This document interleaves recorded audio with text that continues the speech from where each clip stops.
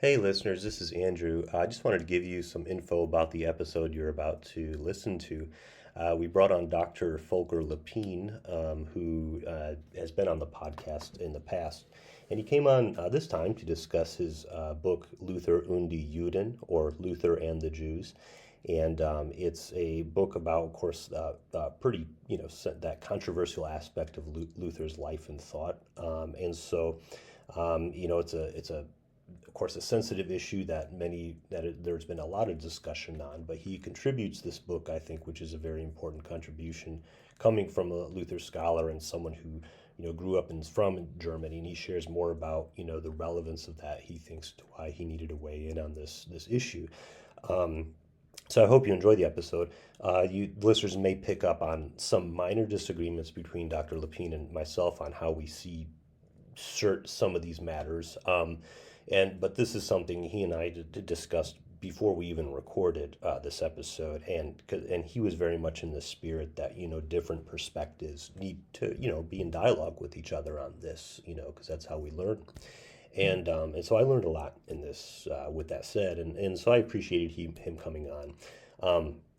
Another interesting thing about this episode is that you'll hear it.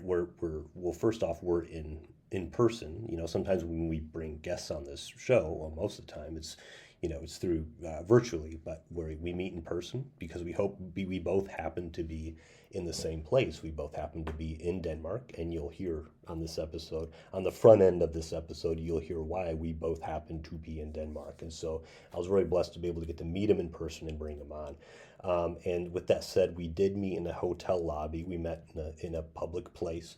And so you will hear, I call it ambience. You'll hear some music and some other people that may have been in the lobby in the background. But I think it was faint enough as I listened back to this, and I don't think I hope it doesn't interfere for you with the discussion, with the audio of the discussion that Dr. Leppin and I are having. So I hope you enjoy this and wish you blessings. Take care. Keeping the Reformation alive, one topic at a time. God protests,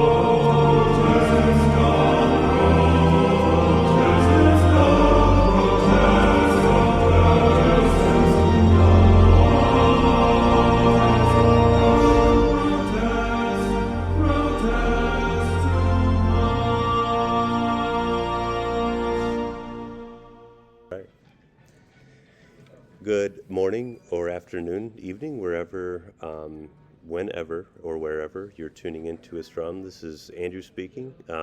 This is the Doth Protest podcast, of course. Thank you for tuning in. We have a special guest today, Dr. Volker Leppin, who's actually joining with me in person. This isn't his first time on the show; it's his second time, but this is his first time in person. And a lot of our listeners, a lot of our interviews that I do, we're not always in person. So this is actually a blessing to have. How are you doing today, Dr. Leppin? Quite well. For us, it's quite early in the morning, but still I'm doing well. Yeah, I'm sorry I woke you up so early to do this. This is 7 a.m. currently, and just for our listeners, the reason why we're in person is because we're both at the International Luther Congress, the 15th International Luther Congress, taking place in Aarhus, Denmark. And we'll talk a little bit about that in a moment. But I just want to introduce today's topic. Today we're talking with Volker Leppin about his recent book, Luther und die Juden. My German pronunciations are not always the best, so just to let you. It sounded good. And Dr. Leppin is one of the leading historians of the Reformation, and in this book he revisits one of the most difficult topics, I think, in Luther scholarship. How should we understand Luther's views of the Jewish people, how they were perhaps inherited from medieval times, where they and the question that always comes up, if he anticipated modern anti-Semitism, and how Christians today should evaluate Luther on those fronts. So Dr. Leppin is the Horace Tracy Pitkin Professor of Historical Theology at Yale University, and previously taught both at Jena and Tübingen, which is his country of origin, being Germany. And he was last on our podcast discussing his book, Christ, Faith, and Scripture Alone in Martin Luther's Theology. Sola is the main title, which was a great episode 2 years ago now. So welcome back to the show. Thank you very much for inviting me. I wanted to maybe discuss the Luther Congress for a little bit. The last episode we actually had Anna Marie Johnson on, who is, do you know her? Great scholar. Yes, and I saw that she's here. She actually had a book in Lutheran Quarterly, and so our last episode was actually with her about that book.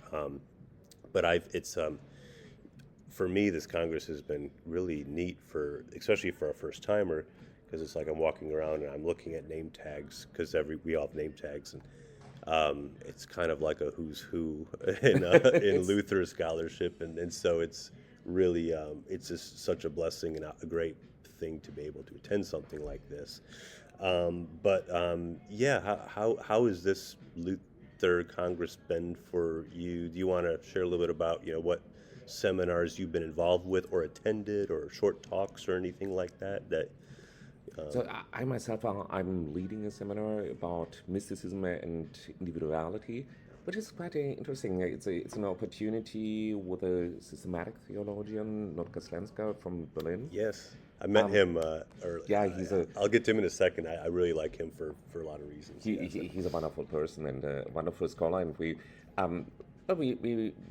disagree in some points in the understanding of the same texts, and that makes it so interesting. You're sitting together with 10 or 15 people who are all experts in Luther, and we are discussing those texts, and you see, it is not easy to say, just look into the text. You see, we all have a different lens, and we come into exchange. That is not so often the case. Usually, even if you are teaching at a Luther seminary, there are not so many who really are, Luther researchers in the sense of I always work with those Luther texts, and here they are all coming together, and that's just fun. Yeah, I met him on we did a bus excursion. I did not yesterday's excursion, which was to that castle. I went when we went to the cathedral. How do you pronounce it? Is it Viborg? I'm not Danish. So yeah, I don't know if there was some simile. But we went to a really beautiful cathedral that dates back to the 1100s and did an evening prayer service. So they build in time for worship with this Congress and stuff, and for our listeners to know that. I met Notker Slenska, who you were just referring to. And he's come up in my own research. He has a couple things in my dissertation bibliography. He's written some on Althaus and Two Kingdoms theology and that, and so I was really delighted to meet him, and so and just a lot of people here that are just, it's so cool to be able to meet these people in person, including yourself. So now you had a Festschrift the other day. That's right. Yeah. Yeah, I'm so happy. I heard you didn't know that was it's like a surprise. I guess explain for our listeners what a Festschrift is, but because it was an honor of you and your scholarship. That's right. So Festschrift is a very German thing. It means that former students of you, colleagues, would bring essays together to honor you, and in this case, the two friends of mine, Ingo Klitsch and Jonathan Reinhardt, who edited this volume, they really focused on one of the themes of my research. So sometimes a Festschrift is like everyone who likes someone writes something, but here they asked them to write about how I understand Reformation as a process of transformation rather than as a harsh break between Middle Ages and the Reformation. I think that there is a smooth transformation, and they called it transformation, and they had over 30 people writing an essay just for me. Just so for it's you, 600 pages, and That's really overwhelming and moving, and indeed Yeah. all of them were quiet. They didn't tell me, so it was really a surprise and a Yeah. great surprise. It's like it's like walking into it. It's kind of like walking like a surprise birthday party, but even more than that because they're honoring your lifetime work. And it's lasting longer. No, I have to read. Right. Well, no, congratulations. It's well deserved, and that's a chief aspect of your work that's been very informative for me, and I'm sure lots of people who've read your work is your emphasis on the continuity between Reformation and the period leading up to it, rather than a rupture Exactly, or a yeah. break Yeah, yeah. from it. And so, that's I've something I really like about your scholarship. In our last episode, I think we brought that up a lot too. That's right, yeah. So, what prompted you to write? We're talking about Luther und die Juden. Luther and the Jews is the English translation for our listeners. I think, right? That's Exactly, yeah. a pretty literal equivalent. And it will be published under this title in English as well. Yeah. I kind of stumbled my way through passages in German. It's only in German for our listeners right now, but as Dr. Leppin said, there will be an English translation edition. So, what prompted you to write it? Well, as you said, and as everyone here is listening here, I'm a German, and of course, when you grow up in Germany, you always have to wonder what is the relation between traditional anti-Jewish sentiments in Lutheranism and the use of them in the Third Reich and the violent anti-Semitism that was present in the Third Reich and that gives a shadow on the entire German history. That's a kind of question I grew up with, and so it was always through my time of being a researcher that I looked into this topic, and now for 2 or 3 years we are debating a lot about anti-Semitism again, and that brought it up to me to think about what is the unfortunate Christian contribution and Lutheran contribution Yeah. to what we call anti-Semitism. Yeah. Well, I like how you brought up kind of the last 2-3 years. You've discussed in the book kind of the contemporary debate over anti-Semitism, and in relation to, one thing I've noticed is that, particularly in academics circles, and you point this out in your intro, I think, there's become more of a willingness to, there's a willingness among the academic circles to distinguish between a criticism of the state of Israel from anti-Semitism, itself with the current Israel-Palestine conflict. Right, And I think yeah. that's an important distinction. At the same time, we've also seen cases where there's been some genuinely anti-Semitic rhetoric, just kind of disguised as political criticism. And there's nothing wrong with the political criticism, but it's kind of flown under that kind of banner, if you will. How do you think we keep those distinctions clear without weakening our ability to recognize real anti-Semitism? I guess, does that make sense? I think my book is a kind of contribution to sharpen our concepts, and always when we are talking, we have to think about whom we are talking about, in which way we are talking about. So as you said, we have to make a distinction between a certain government in a certain country. Every government has to stand criticism. That's how politics go.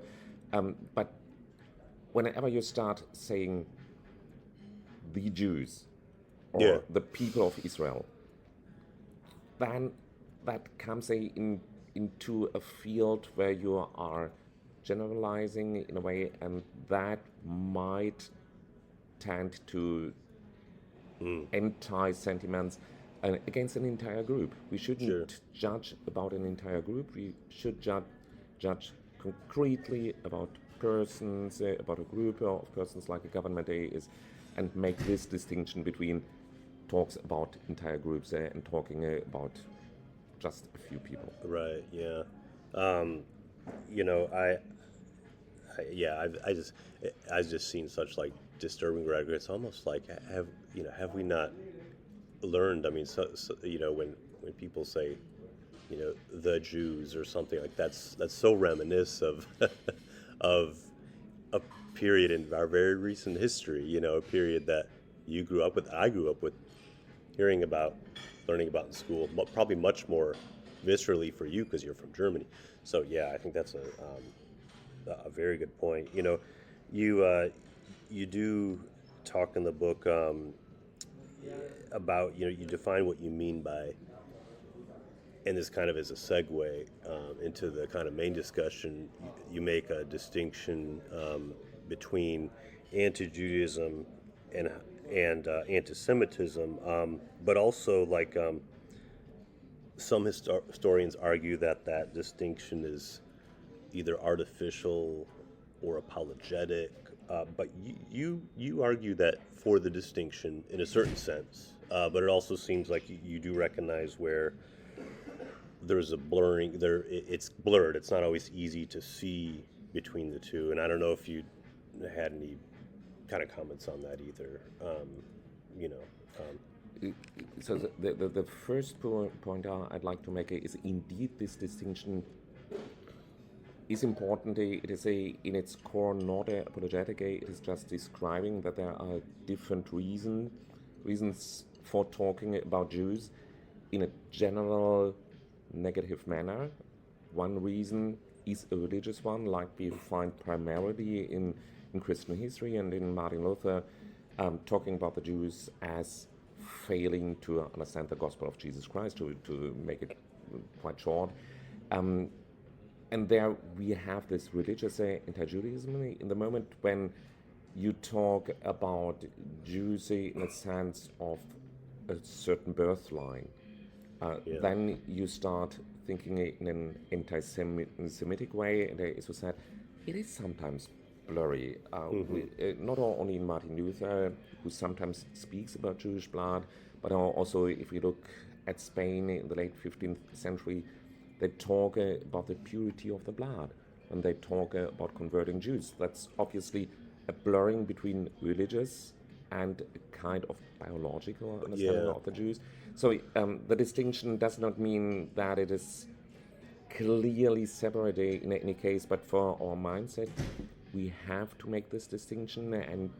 And to add this, for me as a Lutheran theologian, it is even worse to understand that Martin Luther's critique of the Jews is a religious critique based in his very understanding of the doctrine of justification. So it comes to the core of my own Lutheran understanding, and that is much more a challenge to me as if I could say, well, he participates in some anti-Semitic sentiments of his time. It's more, it's deeper, it's really truly Lutheran, and that's really something we have to struggle with as Lutherans nowadays. Yeah. I mean, I'm very much on board with you on recognizing the distinction, but also seeing how it can't hold up in all cases because our land, our kinship with others is tied in many ways. It's part of our identity, just like the religion or ideology we're part of or something. I'm speaking in general terms. So a lot of people of Israel even today see the connection of land and kinship as important. It's not like a thing you can just neatly compartmentalize and separate. But at the same time, I do recognize that we got to make a distinction between the way the Christians speak in a lot of terms, sometimes very disparagingly against Jews, whether we're talking about Luther, medieval Christian, versus that kind of more bioracial, eugenic understanding of that modernity introduces, that the Nazis, of course, pick up on.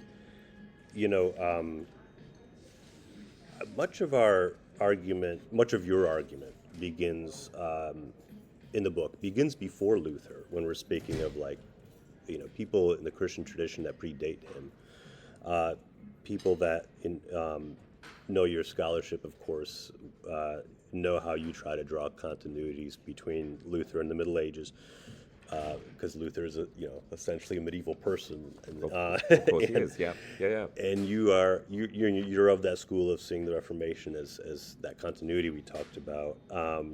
In this book, you name some of the exegetical influences, or at least the parallels that you see between certain medieval Bible commentators and Luther. Could you perhaps name who a couple of those figures were? Because I know you zero in and focus on a couple of these medieval Bible commentators and why they're important, I think, for understanding Luther. I'm happy to do that. I'll start with Nicholas of Lyra, who was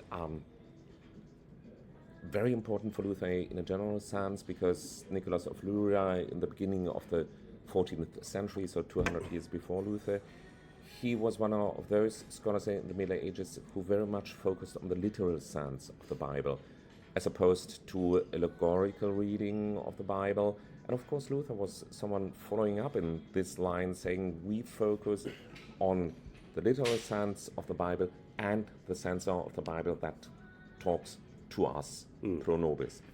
And so he was somehow following up this Nicholas of Lyra, in whom we find a scholar of the 14th century who engaged with Jewish interpretation of the Bible. So he very often quotes rabbis and says, this rabbi says this or that, and then he engages with them. And of course, and there also the line to Luther comes, then he says, but the Christian reading is right. And that's something that is still relevant for us nowadays. And how do we understand what is called either the Old Testament or the Hebrew Bible? And already in taking different names for it, we have a different position. He, of course, would say it's the Old Testament for the Christians. And so he has to show that, in his view, the Jews were wrong with the interpretation. And then you have a debate in the late Middle Ages. After Nicholas of Lyra had written his commentary, another scholar, Paul of Burgos, who had been a Jew and had converted to Christianity, wrote some,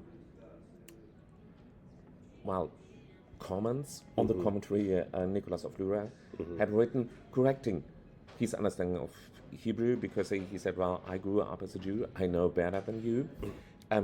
So we have a high-level debate. Sometimes it really reads like those 19th century German scholars who have their footnotes and telling, my colleague is totally wrong and I'm right. And so Paul of Burgos does this, and then the next one comes up, Matthias Döring, who, like Nicholas of Lyra, was a Franciscan, and he defended Nicholas of Lyra now against Paul of Burgos. So you have an entire debate about Hebrew understanding of the Bible, going further to the humanist scholars like Faber Stapulensis, who was a French humanist and also very well educated with the Hebrew.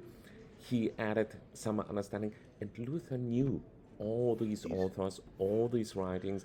Luther went very much into the Hebrew understanding of the Bible. Was Luther drawn to any one of these people against another one of the? And you mentioned how modern scholars put their footnotes, they take their sides against so and so. Was Luther? I mean, obviously they're all an influence in some way, but was he drawn to any one of those more than another, or how did he kind of innovate any of their insights, I guess? So two of them whom I mentioned were the most important for him. The one was Faber Stapulensis, whose kind of tools for exegesis Martin Luther used very early when he commented on the Psalms. And the other one was Nicholas of Lyra. There is a quote that says, if Nicholas had not, well, he was called Lyra, like the lyra, I always pronounce it. Thanks for correcting. I always said lyra, so thanks for that. Or lyra, lyra, I would say. Yeah. So I'm sorry, but you can make this game with words. Had he not used the lyra, this Nicholas of Lyra, Luther had not danced. So a quote went yeah. in the 16th century that acknowledged that Nicholas of Myra really was Influential. absolutely important for Martin Luther, very influential, right? Yeah, yeah. You know, Paul of, is it Burgos? Yeah, Burgos in Spain. Yeah. One of these people you mentioned, you say, he develops a theology. From what I heard you arguing that he developed a theology in which Christianity kind of supplanted Judaism. Would that be Right. kind of the Yeah. right Usually we say superseded, supersessionism. supersessionism? And that's a loaded term. We can return to it. And that's kind of goes to the heart of where I struggle with some of these debates on what supersession, what exactly is. But you say how it is Christianity kind of supplants Judaism as God's people. But I guess we can get to my struggle now a little bit. And Go ahead. Yeah. well, is that conclusion kind of, well, is it inevitable? Like if we read the Old Testament Christocentrically or Christologically, as in like seeing how this is leading to Jesus. I mean, we as Christians read the Old Testament because it's it's kind of like the cathedral we were in yesterday. With the artwork and the frescoes, it was the same kind of theme.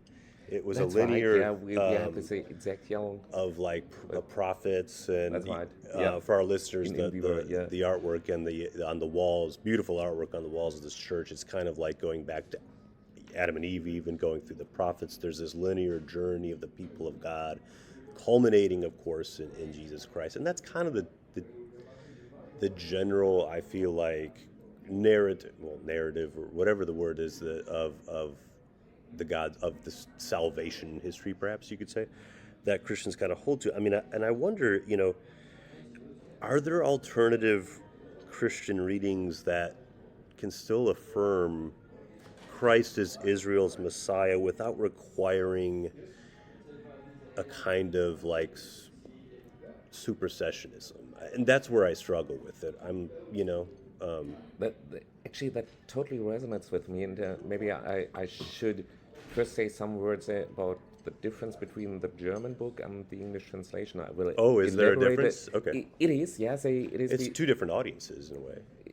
They are, and the more I've been in the United States, the more I learn about the difference. One of the differences is that in German we more compartmentalized between historical reading and theological reading. So I'm very much focusing on the historical reading only in the German book, while in the English-speaking book I will have a longer conclusion touching these theological questions. Mm-hmm. And now coming to this, my understanding would be, of course, we as Christians, we understand Jesus against the background of the Old Testament, and we have to.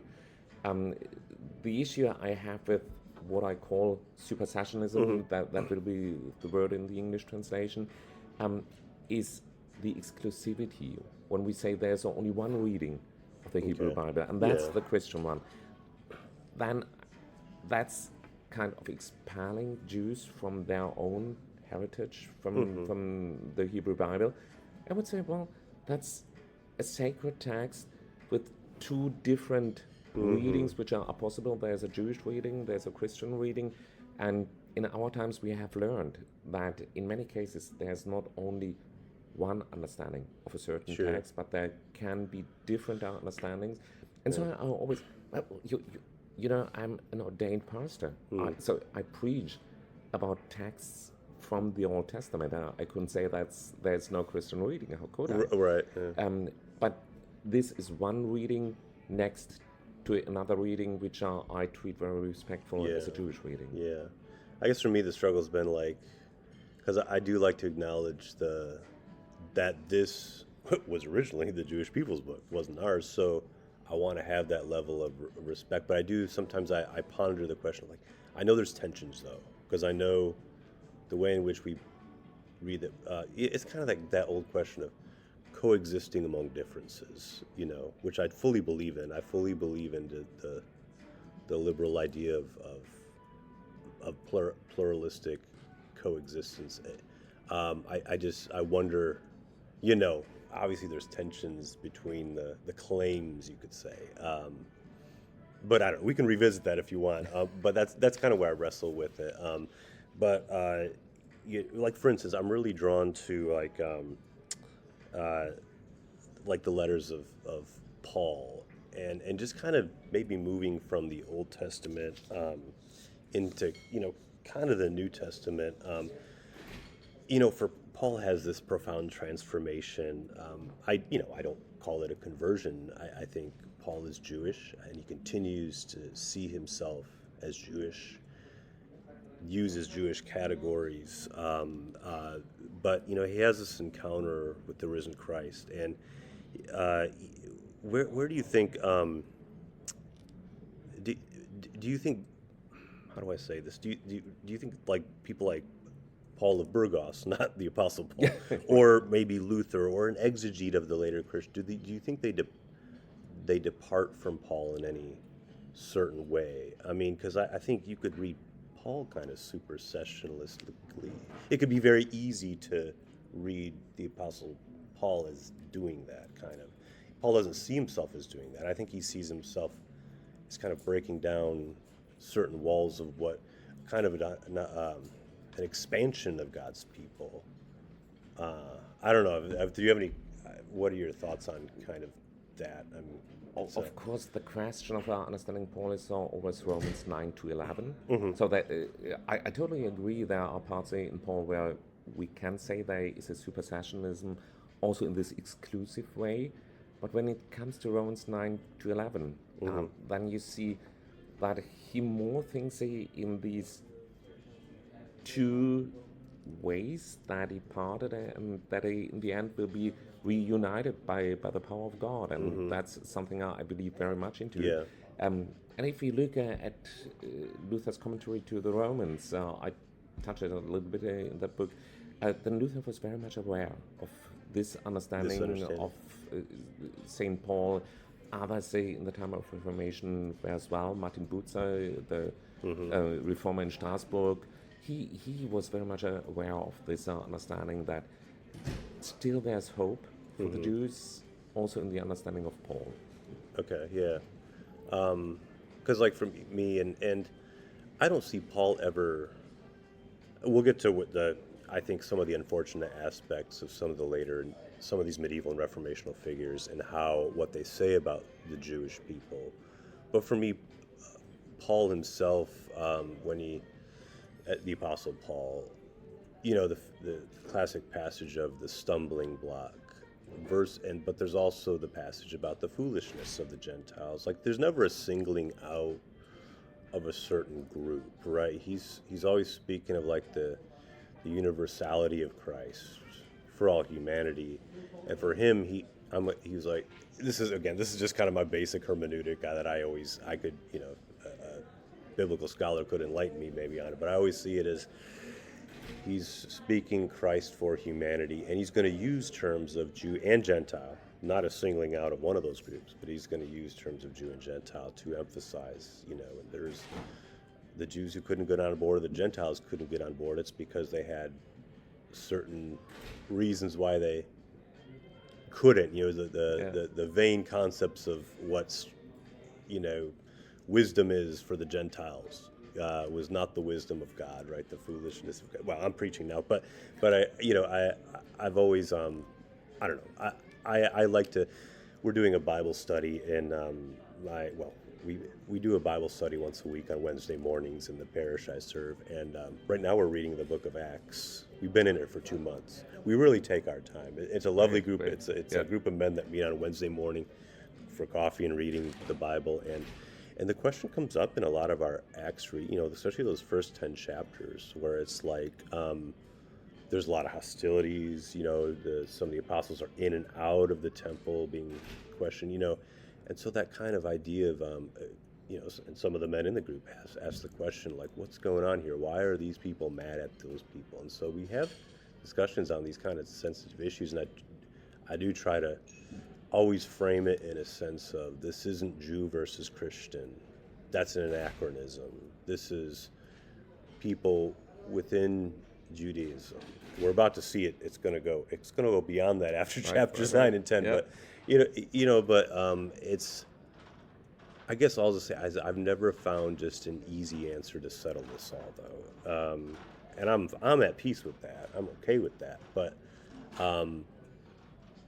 yeah, I don't know if there's any thoughts you had on that kind of farther on the New Testament and how we take the New Testament. I mean, you just mentioned how you preach on the Old Testament. Good for you. Of course, I also teach on the New Testament sometimes. Well, good for you, because I neglect the New Testament, as many of my colleagues do. But I'll focus on the log in my own eye. Yeah, I could definitely read more or preach more from the Hebrew Scripture. But yeah, I mean, how do you generally receive the New Testament on those fronts? As far as because it seems to break this new ground. So my New Testament teacher back then in Heidelberg in the 90s, that was Gerd Theissen, who himself was based in kind of Reformed Christianity. So he very much thought in terms of the covenant. And his understanding was that the covenant of the New Testament does not replace the Old Covenant, but it is more a way to open the Old Covenant for more, which means to include the pagans into this general covenant. That's also a model to say, with Christianity, Judaism has not come to its end. Sure. But still it has its way. But still to uphold, of course, that Christianity brought something new, and that for Christians, of course, Jesus Christ is the mediator of the grace of God. Mm-hmm. Yeah. Well, getting to Luther, you argue that Luther effectively denies the legitimacy of Jewish interpretation of the Old Testament. We were just talking about that, how Christians and Jews read the Old Testament. They even call it something different from each other. They read it differently from each other. But because he insists that the Old Testament can only be properly understood through Christ, I wonder whether we should distinguish two claims. Is the Old Testament divinely inspired, and second, that its fullest meaning is only grasped through Christ. Do you think Luther distinguished between those two claims, or because I think there was something in the book about how the Old Testament is inspired for Luther because of its connection to Christ. And if that's what Luther thought, I would disagree with him. Because I think the Old Testament stands on its own, on an ontological level. It can be divinely inspired before. I think it was for the Jewish people before the earthly existence of Christ. Of course, I also believe in the pre-existence of Christ, so we could open that whole door. But I don't know if there's any. Exactly what I wanted to point you. We are sitting, for our listeners, we are just sitting in Denmark, so which means in Scandinavia, and the Scandinavian Lutheran tradition has a strong understanding of Jesus Christ as the mediator in creation. So the presence of Jesus Christ in creation from the beginning.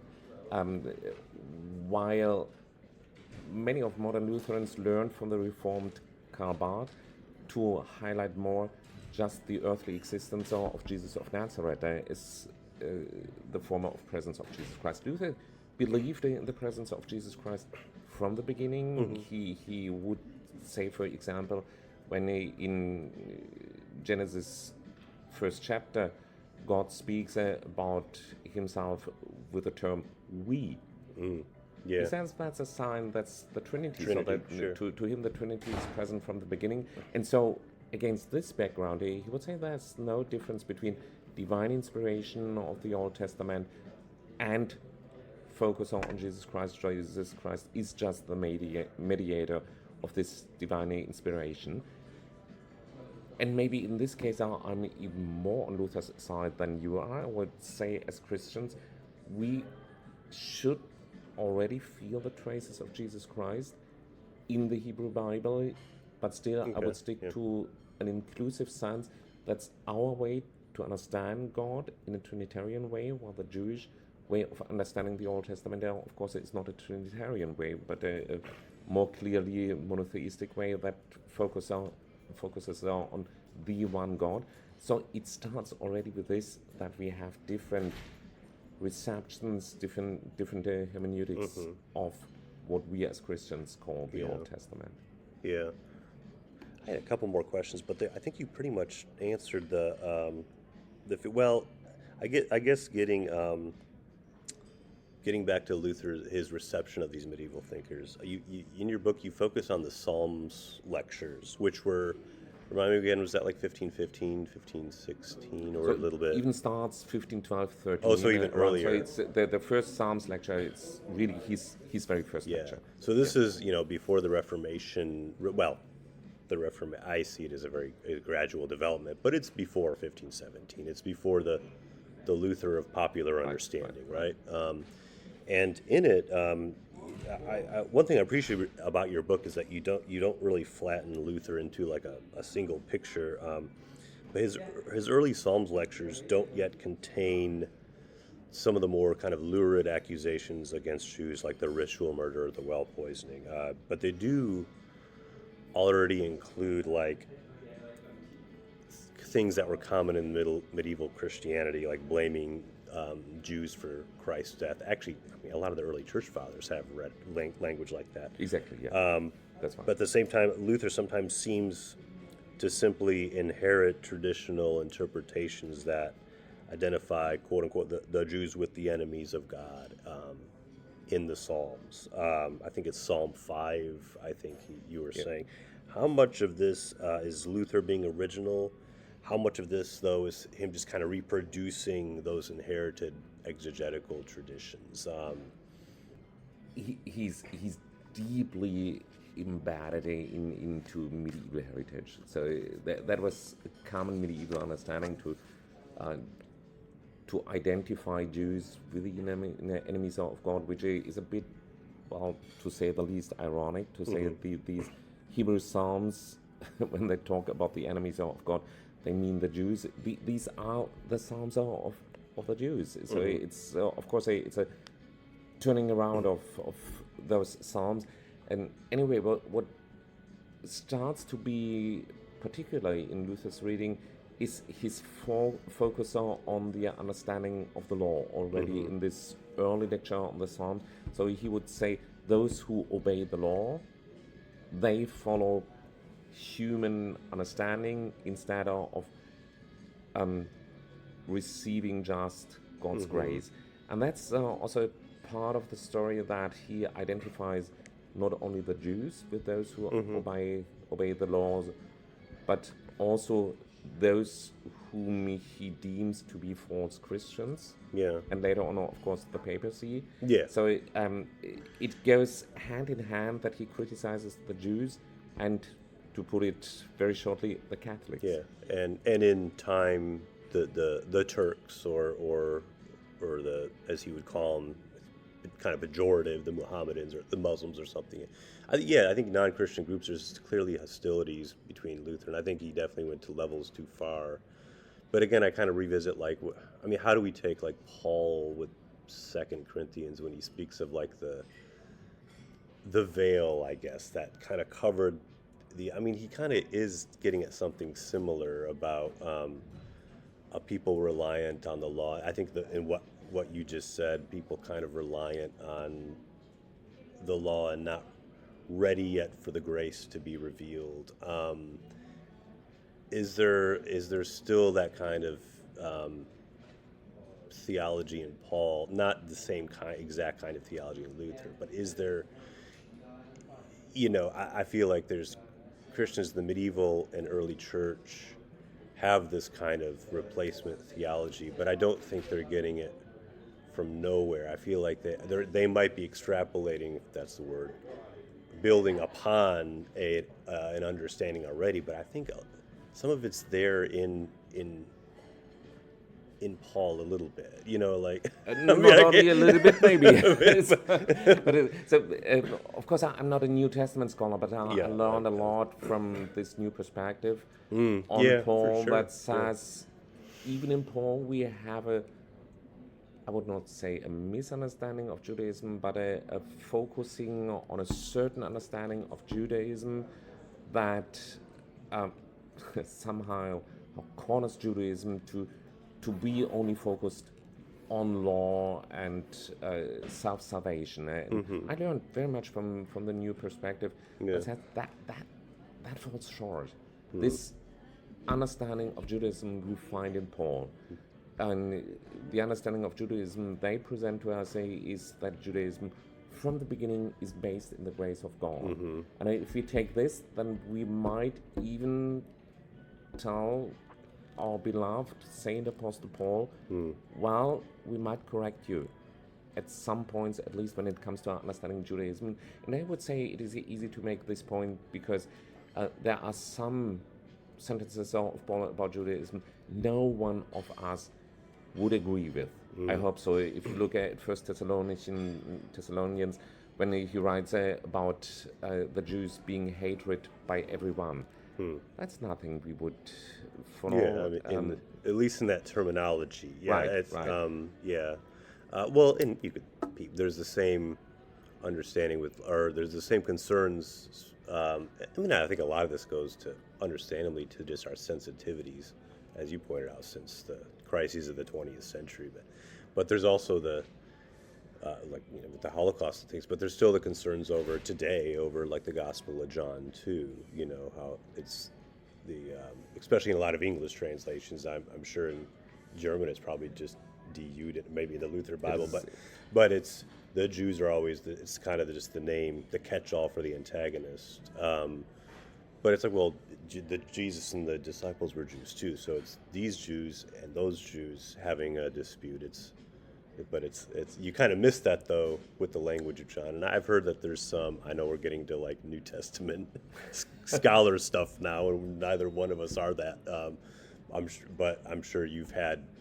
This is kind of this book is kind of interdisciplinary in a certain sense because you've been in discussion with those conversations. And I can easily bind it back to church history. If you think about Bach and the Passion of John, when the Jews are musically depicted as the bad guys of the Passion story, which historically we know is simply wrong because those who condemned Jesus to death, of course, were the Romans and not the Jews. The Jews couldn't do so. Right. So Johann Sebastian Bach, sorry, I cannot other than pronounce him in German, in the German way, Johann Sebastian Bach. I feel like that's how, that's what we call him. I mean, I think, or Sebastian or something like that. but our listeners know whom I'm talking about. So he had these anti-Jewish elements in his compositions, which leads us nowadays to the question: how do we deal with it? It's wonderful music. It is. I'm a son of a church musician. My mother used to conduct our choir. So I love these passions written by Bach, but they convey some anti-Judaism at least, and we have to think about how to deal with it as Christians nowadays. Yeah, but your point also about it was a very, up until really the mid 20th century, it was common in a lot of Christianity where it was the shorthand of the Jews killed Jesus. That saying was often kind of just that's how the Passion was often seen as. But of course, it's the Romans had were partook in that. Everyone, and there's this theological sense that all of humanity puts Christ to death. I actually had an argument on the internet, which is a good place for constructive discussion, and I don't really engage in a lot of arguments. But I was in this Facebook group. I ended up leaving because there was just some clear anti-Semitism. I mean, there there's kind of been a kind of a very traditionalist kind of people that put like Knights Templar profile pictures, that this kind of younger generation of people that are, repristining Christianity in our, because the West has lost its way. I have some sympathies with their, concerns over the world today, but there's just such extremists, like, and they buy into this, kind of pre-Vatican II, I mean, I know it's the Catholic side, but just kind of right. Antiquated way of talking about the Jew, and they were saying some clearly anti-Jewish and anti-Semitic things about how the Jews killed Jesus, and they would point to the early church fathers or medieval church figures and say, well, this person said that. I'm like, well, yeah, they did, but they lost the sense that the portrait I think the Bible shows us is that this is not this implicates all of humanity. Like, this isn't if we see Christianity as just Jesus is our hero, and we have to like attack the people who or we have to disparage people who are against us because they're against. I mean, the gospel is about self-service, not winning or dominating, if that makes sense. And so I see this very disturbing mentality among some kind of young, I mean, I hate to say young people, but people looking for, a re-enchanted Christian world. To this question of who has killed Jesus Christ, there's a very deep theological answer we also find in Johann Sebastian Bach. It is historically, we can say, well, the Romans, but then we have those hymns in Bach, my beloved Jesus, who has done this to you? And then the answer is ich und meine Sünden, I and my sins, or me and my sins. I have done this to you. Yeah. And that's Lutheran doctrine of original sin. It is no historical figure in a deep sense, but it is our human sinfulness. Yeah. That's what, I mean, isn't Jesus always about look at yourself first? I mean, I feel like that's constantly what he preaches too. Yeah, that's right. I guess we don't have too much time left. I do encourage listeners to look at to look into the book. I know we didn't get into as much as, I guess if you had time for one more question, I wanted to briefly ask about the 1520s. We've covered kind of Luther and his Psalms lectures, but in the 1520s, he writes, I believe it's both in the 1520s, the Magnificat. He does like a reflection on the Magnificat, and is it a treatise, I guess you could say, Jesus Christ is born a Jew, where you see that Luther, he starts to see, you classify these as anti-Jewish,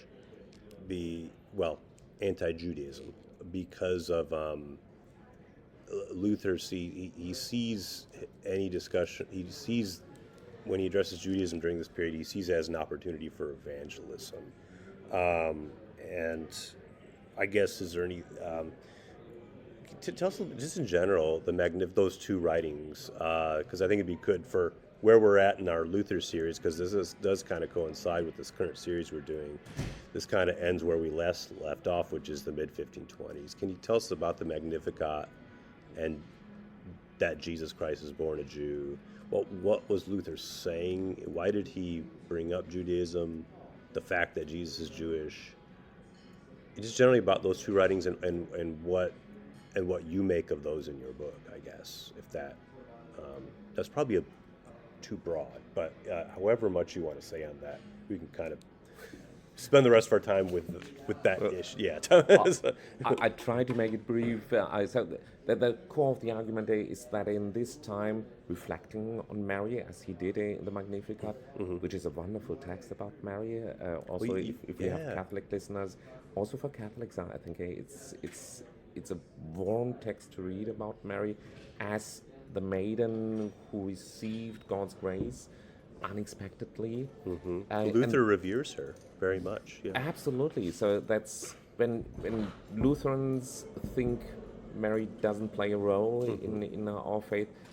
That's just wrong. She plays a strong role, not as someone who's venerated, but as someone through whom God shows how His grace works in this world. And that's wonderful how Luther describes it. And thinking about Mary brings him to thinking about where does she come from. If you look at those pedigrees shown in the New Testament, they trace her back, of course, to David, which means to the Jewish people. And then Martin Luther was blamed about something he said in this respect, and he defended himself in this treatise that Jesus was a born Jew, saying, well, Jesus, according to the flesh, as a human being, he was part in a people, and his people was the Jewish people, the elected people. And then most of this treatise just deals with his understanding of the Old Testament as showing the path to Jesus Christ. And the undertone is now this kind of exclusive supersessionism, telling the Jews, your reading of the Old Testament is wrong, just listen to me, it is like I show you. Right. That's why I would say that's still anti-Jewish in this sense of disowning the Jews from the Old Testament. And then you have these passages, which I debated a lot about, where he says, just let the Jews work freely, and the idea is then they will convert to Christianity. Many people praise Luther for this, and it is a friendly way. It's definitely a friendly way of dealing with the Jews, but that also has a tradition to say, if we free them from the restraints they have for working in medieval Europe, Jews were prohibited for most of types of work, and this idea free them from these restraints, that was part of missionary strategies in anti-Jewish writings, say in the late Middle Ages, and I would Martin Luther put also into this tradition. So it would be wrong to say that is a philo-Jewish text. It is friendly to the Jews, but still the idea is Judaism has come to its end and it has to be replaced by Christianity. And there, as a theologian of the 21st century, I would say, well, that's not the way to deal with Judaism. I would respect Judaism has another way of believing in the God I believe in too. Would a fair way, maybe like my assessment of that, would it be fair to say that I think the unfortunate thing is that Luther and a lot of Christians after the year 70 AD inherited the anachronistic distinction of Christian and Jew. I mean, that for me, that's the best way to navigate through that tension. Because going back to the Book of Acts or John, or I always try to say this is an intra-Jewish debate here. This isn't Jesus versus the Jews. This is intra-Jewish. I mean, that's always what I try to just bring the parishioners back to with Bible study or whenever I'm having that conversation with anyone. That's how I see the milieu of the New Testament, and I kind of just leave it there. I don't try to explore that far, but I don't know. That's how I deal with it, and hopefully I'm doing something. Hopefully that's a good way for today, but at least a starting point. I don't know. I really recommend our listeners to, especially a lot of our listeners are, according to the data and the stats, most of our listeners are U.S. And a lot in England and Canada. So we have a lot of, I know Canada has French, but suffice to say we have a lot of English-speaking listeners. So if German's not your language, and it's not mine, that's when I said earlier that I stumbled through your book. That's because I'm an English speaker. That's why that's the stumbling. My German is not the proficient. Well, you got it very well. Thank you very much. Well, I mean, it was, no, thank you.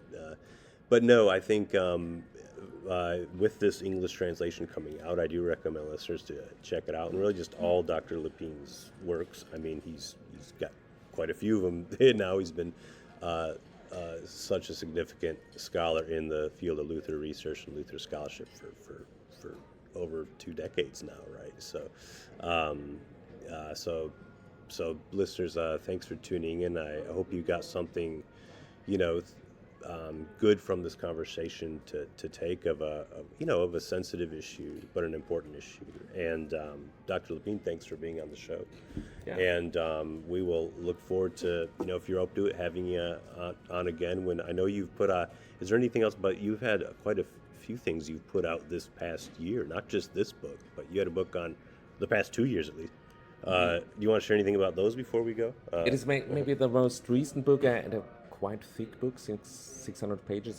That is called Gottespuren. You might say Traces of God. Mm-hmm. That's an outlook of the entire pre-modern Christianity. As a church historian who also is a theologian, I always try to make understandable how a world looked like in which the first approach to reality was through the lens of God, through a religious lens. Nowadays we tend to have a technical or scientific approach to reality, and that was different in pre-modern times, and that is what I try to describe in this book. Yeah, and that's in German still only. It is, yes. But there is an English translation of that, do you think? Or Not yet. Not yet. I'm thinking we have listeners in Germany. We have it's not many of them, but but not as many as the U.S. But we do have some listeners. So yeah, it's so that's a good one that could check out. So then the title again of Gottespuren. Okay, and the Francis of Assisi book too, and that's in English, right? That's in English, Okay, yes. yeah, That's okay. with Yale University Press, and this Luther and the Jews will come out with Fortress Press. Oh, it's gonna be So Fortress Press. you'll- Okay. Yeah. Well, you have soon, I hope. You make time to you write a lot. How do you find the time? No. It's just, well, being a scholar means you are privileged to do what you just love to do. Yeah, and I that love is a writing. blessing of being a scholar. It's well, we're blessed by your scholarship, both the church, the academy, people, the field of history too in general. So thank you. It's an honor to have you on the show too, and we'll look forward to next time. So Thank you very much for having me. take care.